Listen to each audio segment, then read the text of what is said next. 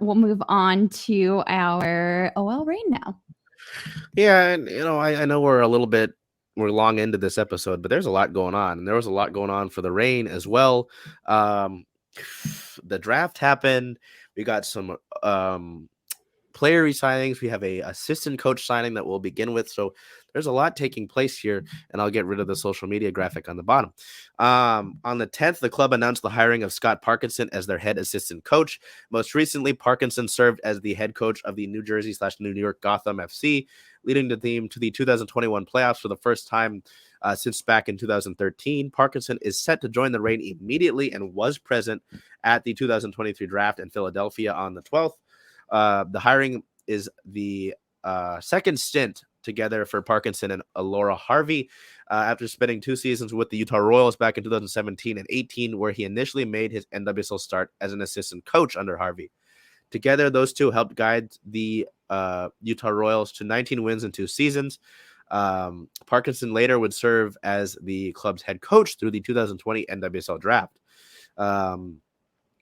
He is a Liverpool, England native, recently earning his USSF Pro coaching license, in addition to holding USSFA and B license, USSFA and UEFA B licenses. He's been coaching in the United States for 13 years, including his head coaching position with Gotham, as we mentioned, and assistant coaching positions with Utah and the Chicago Red Stars. Prior to him joining the NWSL, Parkinson served 2 years as the head women's soccer coach for Rogers State University. So this is a very interesting move for the Reign, but with the loss of Sam Lady to Houston, I think it's a pretty solid one for a guy that had some success as a head coach with Gotham, has spent some time with Laura Harvey. I think it makes a lot of sense, and we've talked about that. We talked about this when Lady left. It's important to have not only the head coach of a team can be great, but you have different parts of the coaching staff in the front office that are great as well, and they will add as equal amount of a contribution to the club or the team, whenever sport it may be, as a whole, right? I mean, the Seahawks in those quote unquote glory years, they had great defensive coordinators. Look, a lot of these teams, the front office plays a great impact as well as the head coach. The head coach, that's great, but if you don't have the other coaches that help impact that as well, that's why we get coaching trees, right? You talk about so many of these coaching trees is because they came from that staff and they were able to help and go have an impact at other teams and other levels. So I think it's a good move personally. But it's just incredible to see how much news there was. The same day, the club re-signed captain Lou Barnes for 2 years, so her contract is through the 2024 season. Barnes with a quote, "I care so deeply for this club, my coaches and teammates, the city, and our fans, which is why there is no place I would rather play. For over a decade, we've built a special culture here that is hard to replicate elsewhere, and I'm committed to using my experience to help lead us towards our goals on the field and in the community that we proudly represent." Known as one of the most decorated players in the NWSL, the 2-time best 11 first team in 15 and 16, and 2-time best 11 second team in 2014 and 19. Selection leads the league in appearances in 189, starts at 185, and minutes played at 16,369, nearly 1,000 more minutes than the second most player, becoming the first player in history to reach that milestone of 15,000 minutes played. Equally as impressive, the veteran is just one of 10 players to make at least one appearance in every NWSL season ever, and is one of just 5 players to have been with the same club every year since 2013. Entering her 11th season with the NWSL, Barnes is coming off of another successful performance in 2022, starting in all 19 of her games played. The Upland, California native recorded 37 appearances, 33 interceptions, 21, I almost said picks for interceptions, wrong sport, 21 corners, and 5 blocks. Additionally, the defender ranked second on the team in starts, corners, and interceptions. The Reign ended the season with the fewest goals allowed and tied for the most clean sheets as Barnes helped that there. Lou Barnes is an amazing human. I mean, you taught that with the quote talking about the culture and the fans and the city. Give the Instagram a peek. You just see some of the stuff she does. She was actually, I think, in a Players for the Planet retreat a few weeks ago. Very big on helping the planet, very sustainable. Last year, I think she had with a partnership she did with a company. They had travel kits for the team that were all sustainable. Just an overall like, awesome human being. Like I can say that from personal experience. And so the banner kind of reveals that there's another resigning here. But Barnes was I could understand if the possibility of going somewhere like California, only California would have made sense.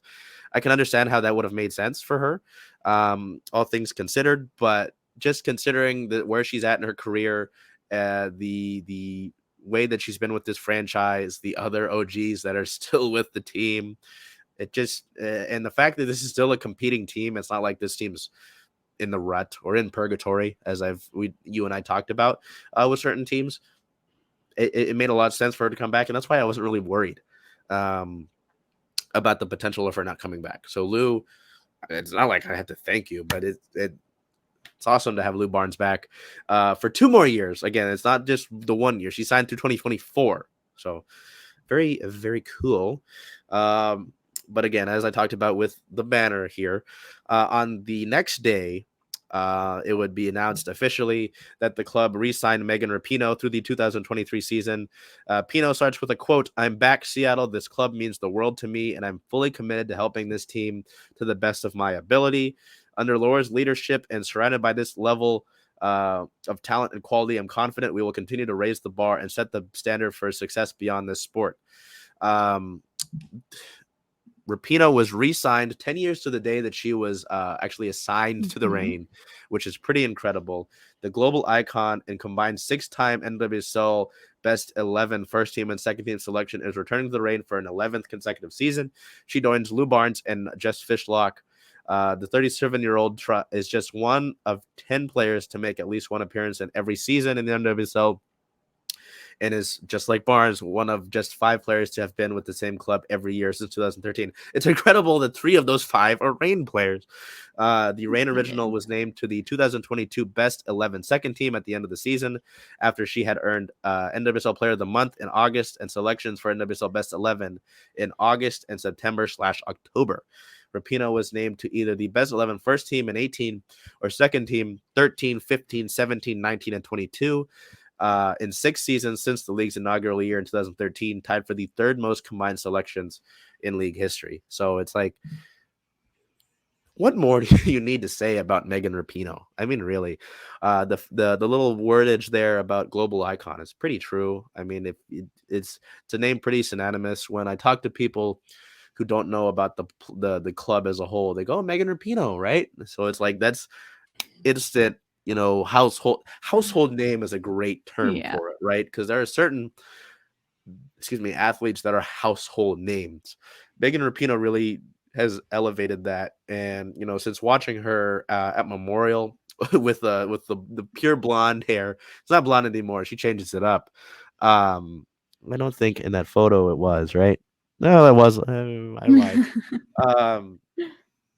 Her run of form at the end of the season was crazy because the first few games was kind of quiet early on. Had the international break. The U.S. won the CONCACAF Women's Championship, or CONCACAF Gold. And then she went on this ridiculous run and really seemed determined about it.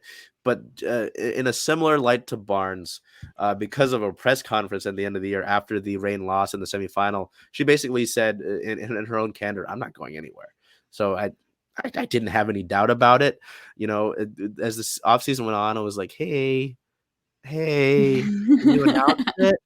But it it was more of an impatience thing, and with how fast we move with everything, right? I would like to get things going, but that took place. So we could stop there with how busy that was, right? But the Reign continue things with Laura Harvey. There's always something going on. I have to feel like the club made a trade with the Kansas City Current for Elyse Bennett. So the forward is 23 years old. She was selected in last year's draft, the 2022 draft, by the Current with the 7th overall pick. During her rookie season with the Current, she appeared in 21 regular season games, tied for the 2nd most on the team, and earning 6 starts. In addition to that, the forward appeared in all 3 of Kansas City's playoff games. a dynamic and tenacious rookie. She scored 3 goals and notched 2 assists in the regular season, with 2 additional assists in the 2022 Challenge Cup. Bennett recorded a goal and an assist in her second regular season appearance when she came on as a sub with 29 minutes to play, making her one of 27 players to record a goal and an assist in the same game in 2022, and one of only 3 from Kansas City to accomplish that feat. Prior to her NWSL career, as I mentioned at the height of the show, Bennett played at the I almost said University of Washington. That's wrong. At Washington State University. So this was a move that was really interesting to me, just because, I mean, you heard it at the beginning there. 7th round pick, 7th overall pick last year. She was a rookie. Yeah. Kansas City had some injuries last year at the forward spot and at the attacking spot. And they still made the NWSL title. And they added Dabina, who is like the most coveted free agent. So I guess it made sense to make room. But they acquired Bennett, and they acquired the 23rd overall pick in the draft, and the current received $150,000 in allocation money, which is, I don't know, to get a pick and Bennett is kind of interesting, and I'm happy with it, honestly. The Reign. I talked to about this with a friend. The Reign they don't have any holes to fill in any area, so it's like you add more depth here, and with the loss of Ali Watt to trade, I kind of get it's nice to add that. And you're going to need depth. I mean, we saw that with some injuries happen. The Reign lost some depth defensively with some injuries at the end of last year, but I was like, hey, to add a young, talented forward, I'm not mad at that at all, because last year, throughout the year, depth was pretty important throughout the course of the season for the Reign as a whole. So to add someone that can contribute that way, I'm more than happy for that. All of that news. And then the draft, right? So with the first pick that the Reign had in the draft at the 9th, there was a trade to get the Shae Holmes pick that you can see on your screen. The Reign acquired the number 19 overall pick in the draft for the 23rd overall pick in the draft, a 2023 international roster spot, and its natural 3rd round pick in next year's draft in a trade. So the Reign got the 19 overall selection. They traded up to get Shae Holmes, a defender out of the University of Washington. As a Husky, Holmes played 44 games at UW, starting in 32 of them. She was an integral part of the roster, adding 2 goals and 7 assists. She was also recognized as an all Pac-12 second-team player this past year. It was really cool. As a quick note, a bunch of Huskies were at Rough and Tumble during the draft, and there's actually a draft reaction video. There was a reaction, all of her teammates, when her name got called. She signed the Reign flag at Rough and Tumble. So that was really cool to see that take place. And it's always cool to see Huskies stay home, in my opinion, no matter what sport it's across. So that happened. I talked about trades. There's another trade. The club acquired defender Emily Sonnett from the Washington Spirit. In exchange, the Reign traded their 32nd overall pick in the draft and its natural 1st round pick next year. So the 29-year-old defender made 10 appearances and 9 starts for Washington last year, accumulating a total of 842 minutes. She made 19 interceptions and had a 52% success rate on aerial duels. Sonnett has amassed 69 appearances for the U.S. women's national team, adding 1 goal and 5 assists. This is an interesting move for Washington to, I guess Washington had been looking to trade Sonnett earlier, and they got to do so. I think she was injured last year for a good amount of the season, but it's really interesting to see the way that Harvey has been talking about her, because a question was asked after the trade, so where are you going to put her? Because a lot of the Reign's back 4 is already solidified in Sophia Huerta, Lou Barnes, Alana Cook, Sam Hyatt. It's like, okay, so your back line's mostly solidified. What are we doing? And it was really interesting to hear Harvey's like, we can kind of play her a lot of places. So there's obviously a plan there. But with these 2 trades, right, you had a player that's going into her 2nd year now, and a veteran like Sonnett, who helped Washington win a title just a few years ago. Let me make sure that's right. I'm pretty sure she was on that roster. That Washington team that actually would go on to beat the Reign in the semifinal in 2021. Yep, Washington Spirit, 2021. She was acquired in 2020, helped win the championship. Yep. So yeah, it's really interesting to see them add that veteran. But again, I think part of this, and I don't want to call her a depth player, but it helps you as a deep team, right? I mean, Yeah. any of these seasons can be considered long. Even the NFL with an 18-game season, it's a long season, and players get injured. So having someone else to step up is huge. So I'm really interested to see how that all plays out. But I know that some of the OG, like Megan, was really happy to see that because they've spent time together on the national teams. So pretty interesting. I don't know, just to see the range there. The Reign would finish out the draft with their 46th overall selection, Natalie Viggiano out of the University of Wisconsin-Madison. She started in all 19 games this past season, providing her team with 6 goals, including 4 game winners and 2 assists. In her college career, Viggiano averaged a half shot on goal. 0.504 shots on goal. Okay, that's what we got from PR. Which was interesting there to see the forward pick, especially after the trade for Bennett. So it's really interesting. Again, Pete Carroll talks about competing, right? No matter what part of the roster you're on, no matter if your position's considered locked in or not. Who knows? Maybe one of these players that we just acquired ends up providing more minutes than we initially think right now. But Yeah. I don't know. It's really busy. You saw the success that the Reign had last year, right, with winning the NWSL Shield as the team with the most points at the end of the season, and obviously and losing unfortunately in this to the Current in the semifinal. I don't know. What do you make about all this? With bringing back your OGs, adding some young talent in the draft, not only in the draft but in the trade, and then adding a veteran. What do you make of all that? I mean, you're certainly not freaking out about how the last season ended, and you're not like technically rebuilding. If it's like, don't fix it. So it sounds like they're just trying to add certain pieces that they think are going to develop the team. And like you said, it's a range from veterans to rookies. So I don't know. I'm excited. I think I'm always excited to see how the Reign do. And most of the time, I feel like they've had success. It's that they'll be successful. It's I think a lot of it is getting over that hump in the semifinal round. Even in the few times they made it to the title early on, they fell to Yeah. Kansas City, a different iteration of a Kansas City team. So that's why losing to the Current this past year was like another Kansas City game. But I think you're looking for what pushes you over the hump now, right? What gets you over that? Because the last 2 years you've lost in the semifinal, and the year before, the COVID year, where there were no playoffs, no playoffs in the COVID year, you lost in the semifinal. So it's like you're looking for what pushes you over the edge here. So I'm really interested to see that, and I'm sure Laura Harvey's not done. I'm just sure about it.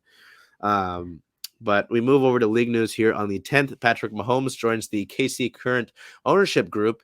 He becomes, I believe, the second NFL player to join that an NWSL team's ownership group. It was reported that he is the first, but that's not true. No. The Chiefs QB purchased a partial stake in the Current, where his wife Brittany is already a part owner. So that's cool to see. But overall, happy for the past week with the Reign. Happy to get that much news for